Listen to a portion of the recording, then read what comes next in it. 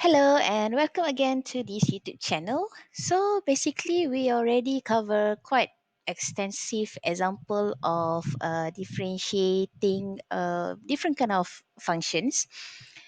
Now I will conclude with a quite interesting because I know you are a little bit scared about ln and exponent. So I put a little bit more example on this. Okay, in this case, all right, you have x ln x and you need to find dy dx. Okay, if you look carefully, if you're not looking carefully, you can see this is just like a, okay, just like a simple ln x function. And then normally people who are not looking at it very carefully, people just simply said, oh, okay, so my answer now becomes my dy dx now becomes 1 over x, and then I just simply put x over there and then suddenly it becomes 1. Okay, that is not correct, right? Because why? Because you can see, even though you have ln in the middle of it, actually ln x is one particular function involved with x, involved with ln, and your x over there on your left hand side is actually another separate function. Okay, and this function, they are merging together with a product. Okay, meaning that you actually have two different functions put together, but since you are having ln x, it does not look like a function, but it is a function. Okay, so that's why I want to emphasize a little bit on this particular example.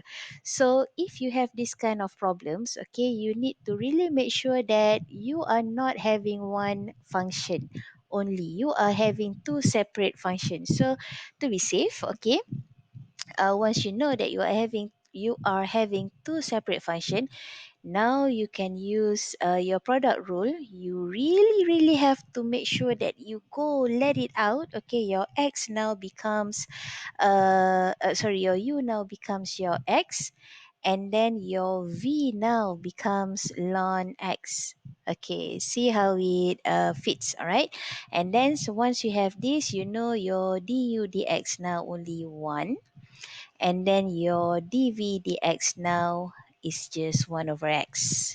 Okay, so you can see it's a little bit different.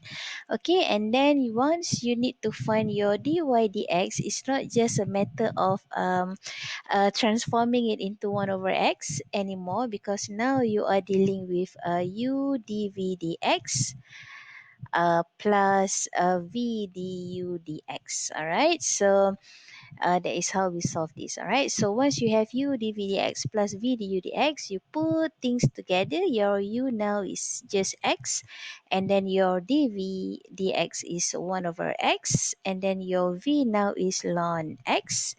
And then okay, I put all in bracket so that you don't get confused. Okay, meaning that all the bracket is representing all the different element over here. This is your first bracket, this is your second bracket, the third bracket, and also the fourth bracket. Okay, and then your final bracket should be, okay, I lost it a little bit. Okay, v du dx. Okay, so my du dx now is just 1. And then now, okay, this one I also see lots of mistakes. Okay, a very mistake that people made is just they ignore this thing. Okay, meaning that x multiplied by 1 over x, and then you suddenly get 0. That is not so, right? Because you cancel this one out, you still have your 1 over here. Okay, so this is your value, the final value, and then actually this is your answer. Okay, this is your final answer. Okay, so my next question for you, okay, for you to think through. Okay, if let's say I have y equals to x ln x, it becomes like this. Whatever happen if let's say I have this particular value right now? Okay, if I have this, okay, so what it would be my dy dx now? Okay, so since this is the conclusion of our examples of differentiation, first order differentiation, so I leave you guys with this particular question for you to solve. All right, so I hope you can solve this by using your quotient rule. for your first order differentiation on your y. Okay, so I really hope that you enjoy, not just enjoy the video, but I really hope that you get how to solve this. Okay, so I'll see you guys on the next lesson. All the best.